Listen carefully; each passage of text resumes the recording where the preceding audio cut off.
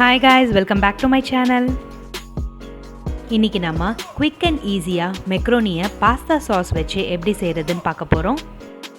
So பாஸ்தாவில் பார்த்தீங்கன்னா நிறைய varieties இருக்குது. அதில் இன்றைக்கி நம்ம பார்க்க போகிறது மெக்ரோனி பாஸ்தா.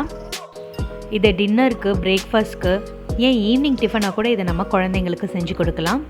சரி வாங்க இதை எப்படி செய்கிறதுன்னு பார்க்கலாம். If you like my video, give a big thumbs up and don't forget to click on the bell icon. முதல்ல நம்ம பாஸ்தாவை பாயில் பண்ணிக்கலாம். அதுக்கு ஒரு பாத்திரத்தில் தேவையான அளவு தண்ணி ஆட் பண்ணி கொஞ்சமாக உப்பு சேர்த்து ஒரு டீஸ்பூன் அளவு எண்ணெய் ஆட் பண்ணிக்கோங்க.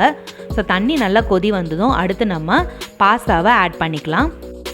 நான் ஒரு பவுல் அளவு பாஸ்தா எடுத்திருக்கேன். இதை 4 பேர் வர தாராளமாக சாப்பிடலாம். ஸோ உங்களுக்கு தேவையான அளவு பாஸ்தாவை நீங்கள் ஆட் பண்ணிக்கோங்க. பாஸ்தா வேகிறதுக்கு நீங்கள் நல்லா தாராளமாக தண்ணி ஆட் பண்ணிக்கோங்க. அப்போ தான் நமக்கு ஒன்றோட ஒன்று ஸ்டிக் ஆகாமல் நல்லா குக் ஆகி வரும். மீடியம் டு ஹை ஃப்ளேமில் வச்சு பாஸ்தாவை நல்லா நம்ம குக் பண்ணிக்கலாம். ஸோ இப்போ பார்த்தீங்கன்னா நம்ம பாஸ்தா வந்து நல்லா குக் ஆகிடுச்சு. அடுத்து ஸ்ட்ரெயினரில் தண்ணி எதுவும் இல்லாமல் பாஸ்தாவை நல்லா வடிகட்டி ஆற விடலாம். பாஸ்தாவில் தண்ணி எதுவும் இல்லாமல் நல்லா வடிகட்டி எடுத்து வச்சுருக்கேன். ஸோ அடுத்து நம்ம இதுக்கு தேவையான இன்க்ரீடியன்ஸை பார்க்கலாம். 2 வெங்காயத்தை ஃபைனாக கட் பண்ணியிருக்கேன். கேப்சிகமில் 3 கலரையும் கட் பண்ணி எடுத்திருக்கேன். அடுத்து 5லேருந்து 6 பூண்டை நல்லா ஃபைனாக சாப் பண்ணி எடுத்து வச்சுருக்கேன். அடுத்து நம்மளோட மெயின் இன்க்ரீடியண்ட்டான பீஸா பாஸ்தா சாஸ். ஸோ இதை நீங்கள் பீஸாக்கும் யூஸ் பண்ணிக்கலாம். ஸோ இது வந்து எல்லா டிபார்ட்மெண்டல் ஸ்டோர்லேயும் நமக்கு ஈஸியாக கிடைக்கும்.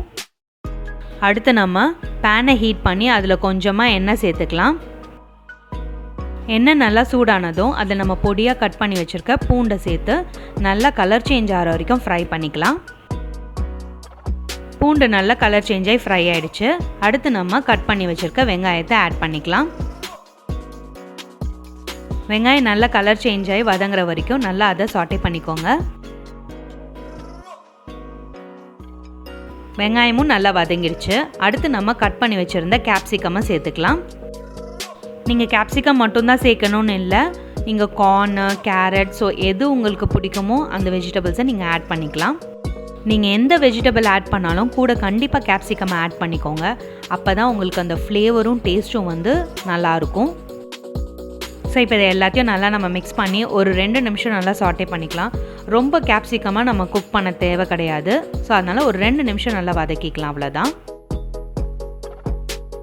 அடுத்து நம்ம தனியாக ஒரு பவுலில் சாஸை வந்து ஆட் பண்ணிக்கலாம். என்னோடய பாஸ்தா அளவுக்கு ஏற்ற மாதிரி நான் சாஸை ஆட் பண்ணுறேன். ஒரு 5லேருந்து 6 டீஸ்பூன் வரைக்கும் சாஸை நான் ஆட் பண்ணிக்கிறேன். ஸோ உங்களோட அளவுக்கு ஏற்ற மாதிரி நீங்கள் சாஸை சேர்த்துக்கோங்க. சாஸை ஆட் பண்ணதும் அதில் ஒரு 1/2 கப் அளவு தண்ணி ஆட் பண்ணி லம்ஸ் எதுவும் இல்லாமல் நல்லா அதை மிக்ஸ் பண்ணிக்கலாம். ஸோ பார்த்தீங்கன்னா நம்மளோட பாஸ்தா சாஸ் வந்து சூப்பராக ரெடி ஆகிடுச்சு. இப்போ இதை நம்ம வெஜிடபிள்ஸோடு ஆட் பண்ணிக்கலாம்.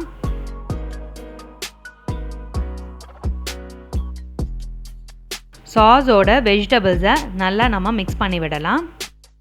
பாஸ்தா சாஸ்லேயே பார்த்தீங்கன்னா உப்பு, காரம், டேங்கினஸ் எல்லாமே இருக்குது. ஸோ உங்களுக்கு பத்தலைன்னா நீங்கள் காரம் ஆட் பண்ணிக்கோங்க. நான் 1 டீஸ்பூன் அளவு சில்லி ஃப்ளேக்ஸ் ஆட் பண்ணிக்கிறேன். ஸோ அதை சேர்த்து நம்ம நல்லா மிக்ஸ் பண்ணிக்கலாம். உங்கள் ஸ்பைசினஸ்க்கு ஏற்ற மாதிரி நீங்கள் சில்லி ஃப்ளேக்ஸை ஆட் பண்ணிக்கோங்க. அடுத்து நான் கொஞ்சமாக உப்பு சேர்த்துக்கிறேன். ஸோ இது எல்லாத்தையும் சேர்த்து நல்லா மிக்ஸ் பண்ணி ஒரு 2 நிமிஷம் சாஸோட ரா ஸ்மெல் போகிற வரைக்கும் நம்ம குக் பண்ணிக்கலாம். ஸோ பார்த்தீங்கன்னா எண்ணெய் நல்லா வெளியில் வந்து சாஸ் நல்லா குக் ஆகிடுச்சு. ஸோ இந்த ஸ்டேஜில் நம்ம பாயில் பண்ணி வச்சுருந்த பாஸ்தாவை ஆட் பண்ணிக்கலாம். பாஸ்தாவை சேர்த்து நல்லா சாஸோட மிக்ஸ் பண்ணிக்கலாம். பாஸ்தாவை நல்லா சாஸோட ஈவனாக கம்பைன் பண்ணிக்கோங்க. இந்த ஸ்டேஜில் ஃப்ளேமை கம்ப்ளீட்டாக லோ பண்ணிவிட்டு நல்லா வந்து நம்ம மிக்ஸ் பண்ணிக்கலாம். ஸோ பார்த்தீங்கன்னா நம்ம மெக்ரோனி சூப்பராக ரெடி ஆயிடுச்சு. ஸோ கடைசியாக ஒரு 1/2 டீஸ்பூன் அளவு மிக்ஸ்டு ஹெர்ப்ஸை ஆட் பண்ணிக்கலாம். அடுத்து ஸ்ப்ரிங் ஆனியன்ஸோட ஒயிட்டும் க்ரீனும் சேர்த்துக்கிறேன். இது ஆப்ஷனல் தான், உங்களுக்கு வேணும்னா சேர்த்துக்கோங்க. கடைசியாக கொஞ்சமாக கொத்தமல்லி ஆட் பண்ணிக்கலாம். சீஸ் ஒரு 4 கியூப் வந்து ஆட் பண்ணிக்கிறேன். சீஸ் வேணான்னு நினைக்கிறவங்க இதை ஸ்கிப் பண்ணிக்கோங்க. இதை சேர்க்குறதுனால இதோட டேஸ்ட் வந்து இன்னும் சூப்பராக இருக்கும். இதை சேர்க்காம கூட நீங்கள் அப்படியே சாப்பிட்லாம், ரொம்ப நல்லாயிருக்கும். ஆனால் நீங்கள் குழந்தைங்களுக்கு கொடுக்குறீங்கன்னா சீஸ் சேர்த்து கொடுத்து பாருங்கள், ரொம்ப விரும்பி சாப்பிடுவாங்க. குவிக் அண்ட் ஈஸியான நம்ம மெக்ரோனி சூப்பராக ரெடி ஆகிடுச்சு பாருங்கள்.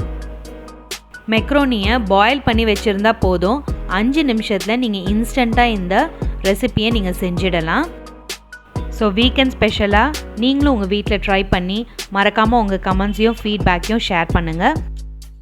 Stay tuned to rasithurusi for more interesting recipes. Thank you for watching. Like, share and subscribe. Follow us on YouTube, Facebook and Instagram.